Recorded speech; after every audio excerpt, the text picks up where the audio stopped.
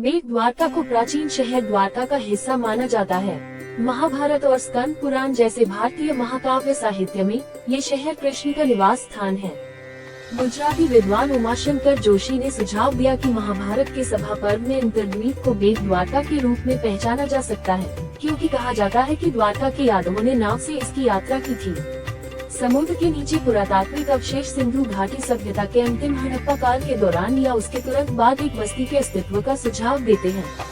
ओखा मंडल या कुशद्वीप क्षेत्र के एक हिस्से के रूप में ये समझौता विश्वसनीय रूप से मौर्य साम्राज्य के समय का माना जा सकता है। द्वारका का उल्लेख वराहदास द्वारका के राजा के पुत्र और मैत्रक वंश के दौरान वल्लभी शहर के मंत्री सिंहादित्य के एक तांबे के शिलालेख दिनांक 574 में किया गया है। 18वीं शताब्दी के दौरान ओखामंडल क्षेत्र सहित द्वीप पर बड़ौदा के गायकवाड़ों का नियंत्रण था। 1857 के भारतीय विद्रोह के दौरान वाघेरों ने इस क्षेत्र पर कब्जा कर लिया।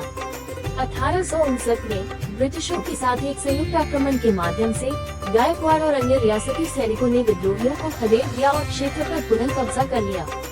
1947 में भारतीय स्वतंत्रता के बाद इस क्षेत्र को सौराष्ट्र राज्य में एकीकृत कर दिया गया। बाद में राज्य पुनर्गठन योजना के तहत सौराष्ट्र का बॉम्बे राज्य में विलय हो गया। जब बम्बई राज्य के विभाजन से गुजरात का निर्माण हुआ तो बेट द्वारका गुजरात के जामनगर जिले के अधिकार क्षेत्र में था। 2013 में ये जामनगर जिले से निर्मित देवभूमि 1980 के दशक में की गई जांच के दौरान मिट्टी के बर्तनों और उत्तर हड़प्पा काल की अन्य कलाकृतियों के अवशेष पाए गए।